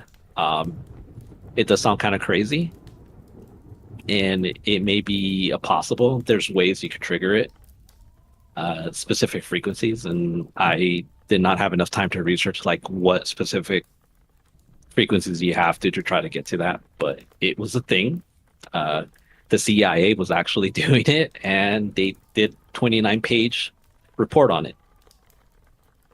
What do you think? I would love to work for the CIA and drop a bunch of acid and put on my favorite frequency and then write 72 pages about it. That you think that's what they were doing? Like they were just tripping man. balls. I so I, how do you prove any of this? I don't. Right? It sounds so far fetched that they would actually release it, and that it's public information. There's so much to it. It's like a lot of it sounds like gibberish, and it sounds crazy. And I can't believe that the United States government funded this, and it has a term, the Gateway Experience, and it's a thing. It's a thing that happened. It's a thing that the United States government was doing. So essentially, you time travel in your head based off of a frequency, and you can manifest some kind of reality as part of that experience. So presumably, Yes. you end up where you're time traveling to. You don't come back, right? I don't know. Like they said in the article, it doesn't prove that time travel is possible. They don't come to a conclusion on it. And it's exactly what you said. I You call said it that perfectly. daydreaming. That's what I call it. But it's just like I was like when I live on that site a lot. Like I'll go down there and I'll research a lot of the stuff, and half of it is just like gibberish, and the other stuff is just like I'm asking for a bunch of information type of request, right? But this one, it like found me, and the way I found this out was I literally typed in ChatGPT, give me a breakdown of the top 10 time travel conspiracies or top 10 known cases, popular cases, And he gave me the usual. So I was like, give me another 10. And the other 10 was this, the gateway experience. So I was like, what is this? And I said, give me a further breakdown of it. And it did the further breakdown. And I was like, what? And then I went, typed in the name, and it literally popped up the CIA website for the specific link, gateway experience. And then I went down that rabbit hole. And it was nuts. Like, to think that time travel might be possible with your mind listening to specific frequencies that connect your left and right side of your brain that allow us to time travel. It sounds fucking crazy. Pardon my French. I mean, whenever I put on Dark Side of the Moon, I'm right back in high school. You know, it's not that far-fetched. Oh man. I don't know what to believe. Like, I really, I don't know if I want to believe that this is true, or that I wish that it's not. I think it gets, I don't even know what to think. Like, I've always thought time travel is like, my physical body goes from this time to like whenever I want it to, not like my mind is the one that goes. And that really says, like, is our mind might even be more powerful than we anticipate. Or weaker. I mean, Maybe. you know my whole deal about the Mandela effect, right? No, we've discussed Mandela effect here and there, but what do you think it's like mass misinformation? We don't remember information correctly. I think that's probably what it is that we misremember things, and it's an artifact of just the way that our brains categorize and archive information. I think that's the more likely reality. However, if we're okay, so let's say the multiverse exists. Let's just start with an absurd premise, right? That every single possible where time jumping is what this would kind of say.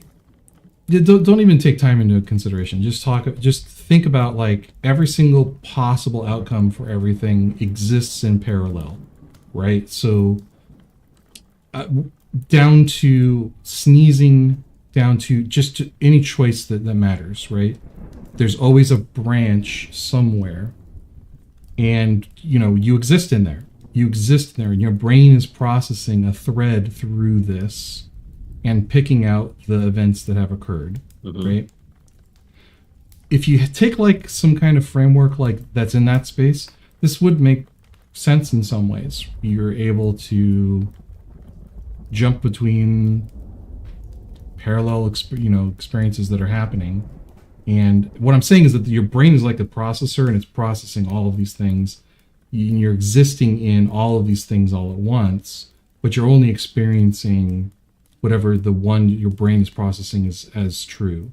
And so that would explain why the Mandela effect exists, because in the past, for some things, people would not have consensus on the events, because even though we all exist on some, plane or whatever, the same, present, the way that they process the past would have different details, right? So that would work. And then also something like this, where you're not even like time traveling. Like, I was joking about daydreaming, but this sounds like it's daydreaming to me, right? Like, it sounds like you're using your brain to jump back to like another branch. I'm not saying I believe this, by the way.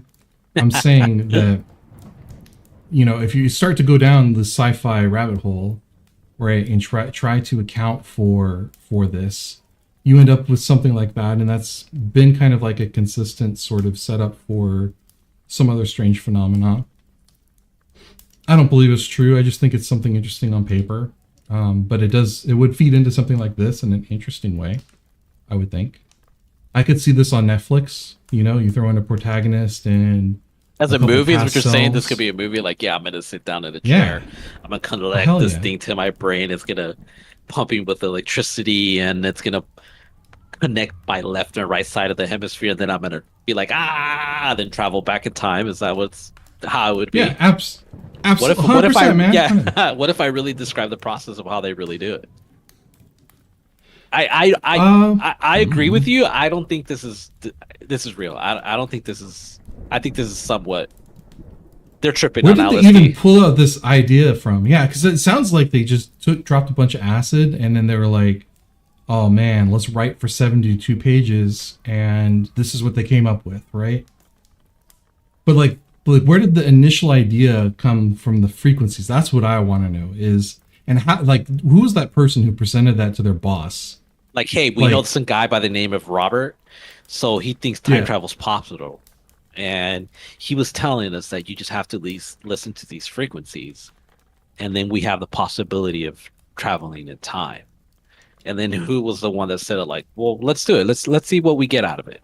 Is I think how this might have been. So money was spent. They brought in this person. They brought in all this personnel. They set up this room. They set up everything. They spent a lot of millions in it. So because the money was spent, now they have to write a report so they don't look like idiots that nothing actually happened from this. I think that's what may have happened with this 1983 case about this. Someone got convinced. They got Skamazi to make this, and then he was really, he was crazy. Like I don't even know. That's even more entertaining than the Netflix sci-fi movie idea that we just came up with on. Someone got right Skamazi to, do a report or an experiment with the CIA is what this is. Yeah, I would watch that in a heartbeat. Yeah, because when I read it, I was like, this is not real. This couldn't possibly be a real story. This cannot possibly be a real file in the CIA. You're telling me that you could time travel using your mind? That just sounds far-fetched. Like, I don't believe it's possible. I've always thought that it'll be like my physical body will go from here to, like, let's say I wanted to go see the dinosaurs and then have to deal with the Grandfather paradox and whatnot. Not my mind is going to go to, the year 2135. I think if we ever do discover what time travel is, if it does exist in some form, it's going to be in some weird ass malformed shape that we have never considered through any media whatsoever. It's going to be like, if you ever watch AI play Super Mario Brothers, it's going to be like that. Where it's going to be like the movie. Really weird. What's that movie that has time travel? That's like a really good one. The one that recently. Primer? No, the one that they have to everything all at once. I don't know. Yeah. That's a really good one. I think that's a good time travel movie where they have to do ridiculous things to get them to jump. Like I agree. I think it has to be a jump, not through mind. Like, I think it's physical. But well, that was it. Thank you. Oh, you're welcome. My pleasure. Let's do. I think the review of episode 4 is going to be pretty short. Copy. But let's do it. Switch to split screen on this one. Okay. So episode 4, all right, of Encounters. Let's talk about Encounters. This is episode 4. This is the one that everyone was talking about online. This is the one I wanted you to watch first. It was magnificent. 10 out of 10. Thumbs down. Absolutely terrible. Okay, so it was really good when they covered the whole Fukushima stuff, right? Like the whole UFOs popping up and you would see in all the videos, right? Like, I thought that was actually pretty captivating, right? It did its job, right? It got me hooked. Then they got to that part that the internet was just like, what in the F is this? And it lost me there. What is that part? Wait, what is that part? Because I didn't look at anything anyone said about this at all. The one that she was talking to the aliens. That she was yeah, that was wonky. Yeah, for sure. Yeah, like, that's where it lost me. That's where I was like, what is this? What is this? Like, why are they making this a joke? And that, Okay, so let's do a quick overview. All right, okay, go ahead. The quick overview is, this is Fukushima. This is 2011, I think was the date. I think you're right. All right, so we're going to restart that one. So the episode is centered around Fukushima 2011, and it's centered around the disaster that happened caused by a tsunami, and it was actually caused by an earthquake. And so the documentary is following, at least starting this premise of nuclear sites that have had disasters have a high percentage or they have a high occurrence of UAPs that show up. And some stuff that absolutely stood out, I think, on this episode was they had a bunch of footage. The footage was there. They had some people taking measurements, and they correlated the UAPs with reducing the amount of nuclear energy that was going there. So the implication is that they're there to help or something like that. I'm going to let you talk about the woman, but the thing that I do want to bring up is that embedded in this episode was a lot of this themes of like faith, I think, is what it comes down to, because it was almost like the monk that's involved, right? This was like a religious-ish experience for the monk that was involved. And they had all these different groups of people that were ufologists, I guess is like, what? How do you actually even say that? Is it UFOologists or I is guess so, yeah. Ufologists? Right? Ufologists. Yeah. So they, researchers, right? But none of them were coming from a place of like what you would expect a researcher to be. They're starting from UFOs exist, and if you believe it, you believe it. If you don't, you don't. And then they had like a whole bunch of like, wacky museums that were set up to say that aliens are here and all this kind of stuff. And just generally speaking, I felt like this whole thing fell flat for me. I wish they had focused entirely on not this particular site, but all sites that had some kind of UAP sightings around nuclear sites. Mainly because that was the thread that I thought was interesting. That would have been solid. It'd be like, hey, this is what happened in Chernobyl when this happened. There was this specific incident that this is what happened. Everything skyrocketed. Like they could have done that. They could have covered that, but they went on that, and then it went kooky. It went really kooky. Just dude, the lady. Tell me about the kook. The lady that says that she had this weird like, it was like she was like speaking in tongues, but alien tongue is what if it went down. Once it got to that part, I stopped watching it. Like I just paused it. I was like, okay, I'm not doing this. And that's the best way I could describe it. She was speaking in tongues, and I think she could talk to aliens, and it went really weird. And I just didn't know how I feel about that. It was hilarious watching it, but I was like, yeah, I'm done. I'm not going to continue watching this. It was a really weird choice. It stood out. Like, I mean, if you look at like the past episodes, I feel like the first episode had this sort of embedded in it was the religious aspect of trying to take one's faith and then tie it with the belief in UFOs. And like you had that dad who was, homeschooling his family and just trying to weave the Bible into the beliefs, things like that. You go into episode 2 and it's really that shared experience, right? And that's when they're starting to build on this idea of legitimacy from crowds experiencing these kinds of things. Episode 3 was the one that you didn't even remember. I couldn't even remember. Trying to build on that. Because this one overtook it. The one about the Welsh kids, right? Like the one of the... Yeah, the Welsh kids and just another UFO hotspot, right? They're really trying to highlight that there's a hotspot place where a lot of activity occurs. And that one even started to get weird to me. I enjoyed it because I think all this stuff is interesting. But like when they started to talk about like the individual experiences or the mom and the daughter, that got weird.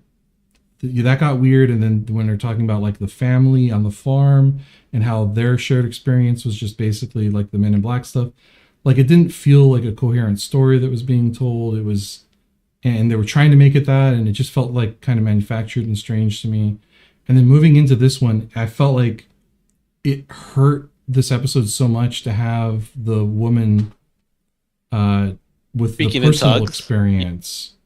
Yeah, well, just any personal experience, I think, was what they could have done is they could have had it been focused on the monk who was looking at it from more of a spiritual aspect and who was just basically like they had renamed like the temple. I forget what it's called, something around miracles, right? If I remember correctly, they experienced UAPs before the earthquake started, so there was a little bit of, was that right? That happened. Yeah, right? they were like Yeah, I think that seeing happened. Yeah. something, and then it happened, and then everything spiked. And I do remember Yeah, that during that time that it did happen, that the UAP area uh visibility did spike, and I never heard anything about them like actively reducing the nuclear waste from it. I never, but I mean that, and then the whole speaking in tongues lady was just kind of really weird for me. yeah. I wish they'd cut that out. I wish they'd just built a timeline around the events from Fukushima, starting with the monk, and just clearly laid it out. Just like, this is what happened, before, during, after. Here are the groups, and they kind of tried to do that a little bit, I think, because then they started to focus in on just like all the UFO communities and stuff that are like around after the fact. But what do you But think? Why do you think they picked the lady? What do you think was their honestly, I choice don't behind it? know. Well, okay, so I think their choice. I think the whole premise of the show, like if you pull back and say like, what's the value of encounters? It's not going to turn a skeptic into a believer. Like there's no like, that's not what the show is intended for, right? Because you're looking at it and you're composing religion with like UFO events, and then you're banking on shared experience to be legitimate proof. These aren't things that skeptics are going to get swayed on. Episode 4 has the footage, so the footage is interesting. But so the question is what's the show for?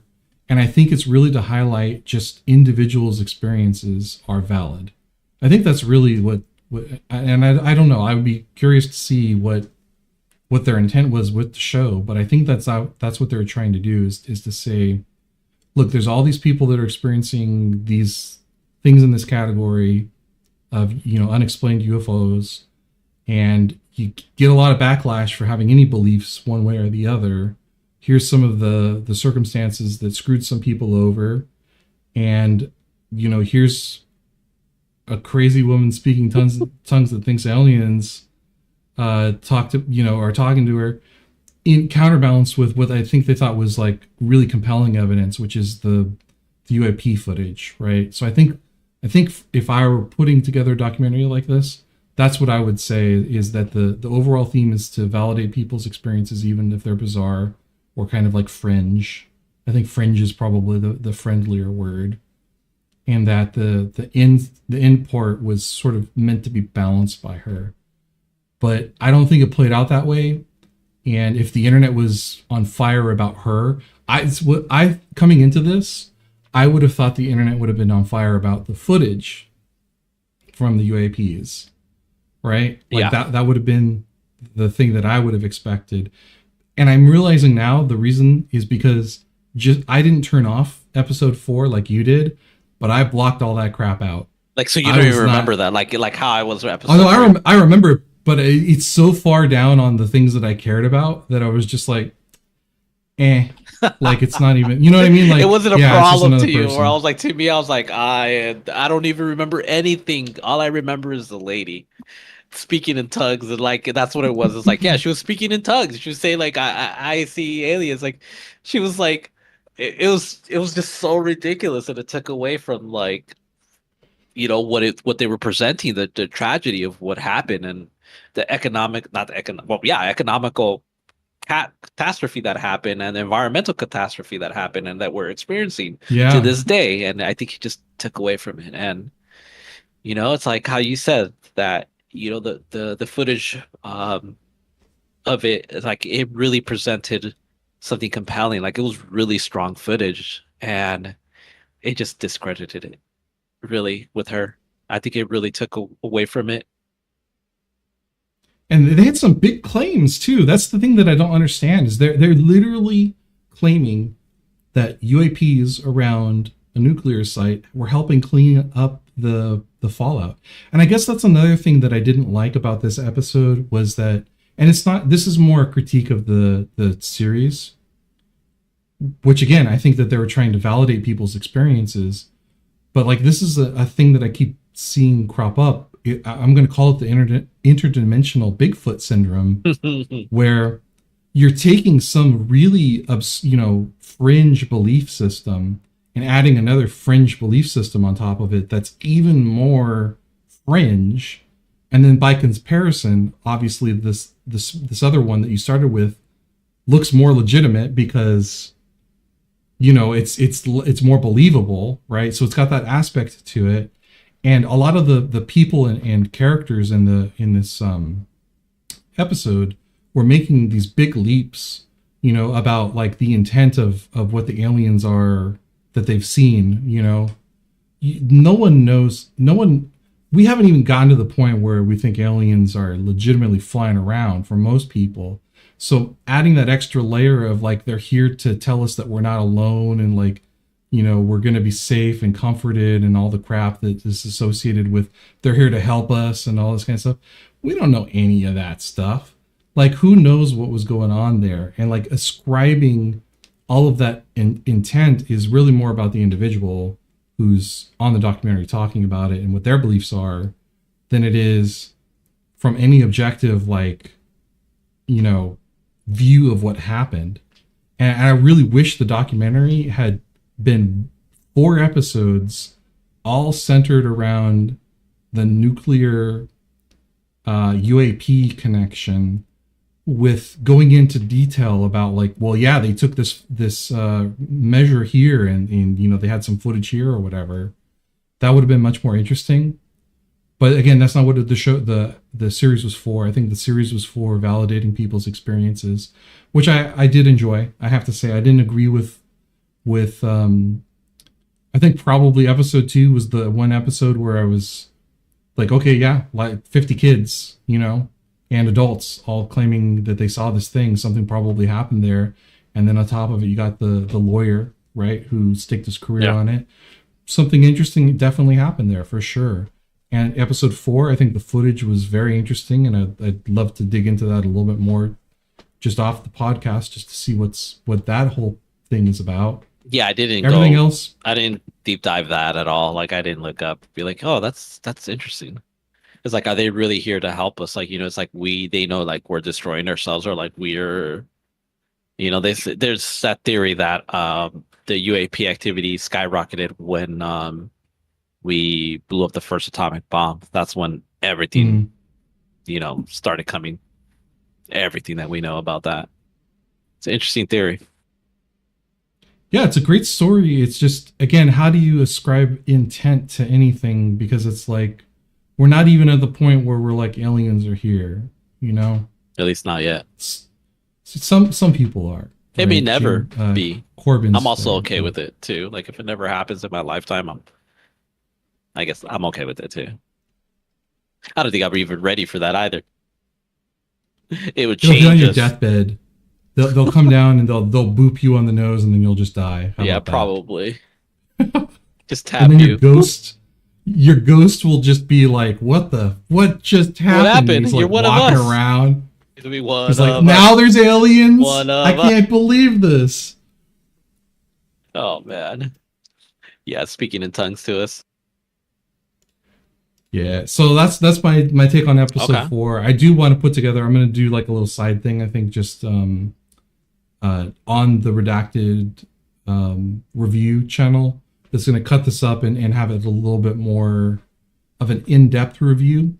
Okay. And that's just me practicing doing like a video essay. I think at the end of the day, this is a good topic because, like I said, most of the series I didn't agree with anything that was going on. There were some cool parts. The production level was very high, and Spielberg was attached to it. So I want to dig into that and kind of get like more of a meta analysis on this. And he was the executive producer, right? Like he put it out there, and he called it Encounters in his famous movie Close Encounters of the Third Kind, and I was like, oh, I didn't put that together. Like I didn't catch on to why he called it Encounters. But yeah. I liked it. I enjoyed it. Even the whole episode 4, like it was silly, but I still enjoyed all of it. Even episode 3 that I don't even remember what the hell it was about, but Yeah, it was entertaining. I think just episode 4 just overpowered the whole show, in my opinion. Just, the speaking in tugs. What should we pick? Should we pick something like a shared media thing to banter about for the podcast? Probably. It'd be good. It'd be like, what was your take, on this movie? What did you think? What's your take on this specific, like I think maybe we should do that too. So Monsters of California is Blink 182 dudes video movie. Yeah, fictional movie. I've been interested in watching it. I haven't checked it out yet. We should both watch it this week and then discuss. Let's discuss this book. Yeah. You want to do that, or do you want to do like you want to rotate through some of our something else, like, because it's kind of hard. Like it's the question is what media do we want to pick? Encounters was easy because that's documentary series. I don't necessarily always want to watch a documentary series because I love other things. Do you think The Monsters is good for this week? And then definitely. I think it's a good choice because it's like it's on the UFO community's radar right now. They're talking about it a lot. He's on a bunch of podcasts. Obviously, he's trying to push out his film. He wants people to go watch it. It's like he put his work into it. Dude, what do you think about him? You think have you heard some of the stuff that he's claiming? Okay, so I think what'll happen, like let's say, we get really big, right? And we start getting invited to podcasts, and we start talking about, our experiences and what we believe and what has happened. And I think people start adding, certain things to their belief. It's like there's a saying that's like in Spanish, you'll add more salsa to your tacos. And I think he is adding a shit ton of salsa to his tacos. Oh, no way. Okay, yeah. All the extra dimensions. Yes, bro, because he is going shit like that, yeah. So at first he was just talking about basic UFO thing, and throwing it out there and putting it out there, saying like, hey, I talked to the pilot, I talked to this person, I got into this community, I got into some CIA stuff, government stuff, and I got a bunch of files, right? And that's his taco, right? And then what ends up happening is like, hey, this is actually what I found, going further into the rabbit hole. And now my taco is getting more salsa. And that's what he's doing. Like, I understand that at the end of the day, he wants to make money. And I think that's what he's doing. And you think he's focused in on making money off of this? He's putting more salsa on his tacos. I think what other gain would you get out of this? Besides him looking crazier every single time he talks, he goes crazier and crazier, right? Like he's talking now about like dimensions and like I don't even listen to him. He's getting lost in the sauce, bro. That's what I think he's doing. He's lost in the salsa?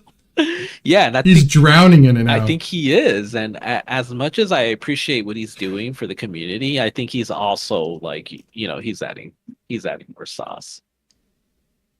Yeah, but what if you're wrong? What if there are extra dimensions and the aliens? Then I'm wrong. Then he really was. From the future? Yeah, he was really, his research was real then. But I, it's like, it's just so hard to believe. It's like, like, how did I want to know where he gets it from. Yeah, like that's the other thing. Like, where does he get all this information from? Where's it coming from? Who are his sources? Like, people lie. People lie a lot.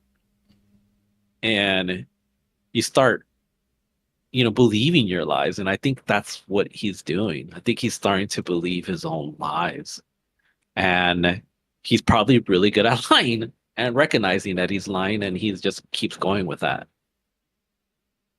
You know what I think is there's a bit, okay, so there's like this huge gap between like authoritative sources, right? So if you look at like science, okay, science is a process that directs you towards the truth, and it's peer reviewed. There's a whole community that's based around following very specific steps in order to get consistent results that point at truth. Doesn't necessarily have to be the truth. That's the whole point, right? Is that you're just going to be moving forward to that. The issue with it is you have to be specialized in some field in order to understand what's going on there, right? With any of the deep sciences. Like, in order to be an astronomer, you've got this huge path that you have to go through in order to get to the point where you can look at an image and evaluate it and get all that info in, right? And that's the place where you've got the tools and the ability to make claims, I think, on at least to the science space of, you know, whether or not there's stuff that's in the sky, right? But look at the stuff that we're looking at, right? Yeah. We just argued for like 15 minutes about a fucking weather balloon, you know, and I'm just saying, right? Like, it takes no skill whatsoever to look at like what we did and evaluate that. And it's so the barrier to entry to that area is very low. Yeah. And obviously there's like a gradient all the way up there. But the thing is, you know, when you don't trust authoritative sources like science or the government, which I think is, you know, it's fair to question authoritative sources. What are you left with? You know, what are you left with? And I think if you look at like a lot of Tom DeLonge's, how do you say his name? Is it DeLonge or DeLonge? I think DeLonge. DeLonge. I mean, I wasn't even like a Blink 182 fan when they were out, so I think it's like DeLonge. DeLonge. Yeah. Whatever. The alien dude's name. You know, he doesn't have like a background in science. So No, he had a rock band that was super popular and got him famous and rich, and now he could do things like this. Well, yeah, what I'm saying is that like he doesn't have that skill set to evaluate the authoritative claims that are happening in the areas where you would find consensus on scientific, you know, anything. Yeah, it's like, right? you don't need, there's no entrance fee in there, right? There's no peer review. There's no one to be biased on it. There's no one to challenge it. There is no community to like break everything down. Like, it doesn't exist. Like, even peer reviewed stuff gets, you know, controversial within their own groups. Down. Yeah. And yeah, exactly. This has none of that. There's no entrance He gets fee. a couple sources. He talks to some people who work for the government that jive with his established belief system, right? And they're doing this all behind closed doors, and they start introducing him to some other people. And we've already seen some of the stuff that the government spends money on to you're just talking about it in the Tales from Redacted, like how many millions of dollars were spent on giving CIA agents acid, right? I mean, in a nutshell, I mean, you're not wrong. I mean, it could have been that, and that's what he could be. He could be an experiment too. Like, that's what they're doing. Let's see if how much someone with some type of power, some type of connection can push out there. Because what if the CIA is doing this? What if they're doing the experiment? See, like, how much can they put out their objective to make like extraterrestrials, UAP believable? I mean, this would be one way, right? Because he's saying he's getting information from the government. The government, he's got his connections, and this could be one of those research. Like, they could be experimenting, because they did, you know, as you said, in '83, they gave him money to do acid to travel in time. This could be something like that too. This could be, you know, 20 years from now, we're gonna find a paper from a Freedom of Information Act saying like, yeah, this was an experiment to see how much misinformation we could throw out there. Yeah, and even some of his correspondences did get leaked, I think, with God, I forget what it was. I saw him on Steve-O's podcast. Yeah, like he said that like with one of the, I think, Freedom of Information Acts, it leaked everybody, and he got he panicked, and he started like deleting everything, and you know, it's because his connections got leaked, and he thought they were going to come for him, but I don't know. It sounds really paranoid, number one, and number two, I don't even think that there's like a conspiracy around him. I think he just went to some people, and people forget that people in the government are just people. They have they go home and they have their crazy ass beliefs that everyone has, myself included, yourself included. Yeah. You know, they watch their UFC fights, or they watch their football. Opera or football or whatever it is that they're into. They go to bed and then they come back and they're FBI agents or they're CIA agents. So, you know, they have their pre-established belief systems. Those people are always going to be pushing the government towards a particular direction based off their belief systems one way or another. That's just the way it works, right? So if he finds out people with that belief system, they start, you know, talking, they get buddy, they feed each other information. It doesn't validate any of the information or anyone's experiences with any of that stuff, you know? So it's like, I don't know. I would be really, let's watch the movie for sure. All right. And then let's dig into it, because it's not a documentary. It's an actual movie. No, right? Yes. It's a movie. But people are saying that he took like a photo. Maybe this is wrong, but that he leaked a photo in the movie that's supposed to be like a real scene. Oh yeah, listen. Next week we'll get into this. We'll spend like a whole half hour on this. What's the name of the movie again? Monsters of California. It's called Monsters of California. Yeah, and I've got it. So if you want to take a look at it, I can. Oh, it's got horrible reviews, bro. Yeah, no, it looks terrible. So, but you know, hey, we'll watch it so that you don't have to watch it. We'll be your movie review guys. The movie phone. 43% on Rotten Tomatoes. This is gonna be a complete shit show. I'm gonna. I love bad movies. You know. Yeah. Yeah. All right. We'll tell you what. Okay. Let's we'll still do the reactions, but let's take it offline. Sounds good. So, do you want to do an outro, and then you could do the outro for this week? How do you want me to do it? Like what? You gotta start practicing this, man. We're YouTubers now. That's what it is, right? Like I'm gonna have to look at other people doing naturals. I'm telling you, that's what I'm starting to do. I don't know how to do any of this stuff. I will say that the big thing is definitely, and I appreciate this when I hear it, if you have watched to the end, thank you. Like that is actually huge. We're trying to grow this channel out. We're learning it every single week a little bit better as we go along. We're having fun with it. We love all this content. And please like and subscribe and share with people. I think stuff like that is just like, you know, that would keep be it simple, keep it straight to the heart, you know? I'll have ChatGPT write me something up. I wouldn't even bother with that. I would say just, you know, if you're still yourself, here watching, man. Thank you for watching. Make sure you guys like and subscribe. Hit that subscribe notification button. Don't forget to comment down there. Don't forget to comment. And we will see you next week, same time, same bad time.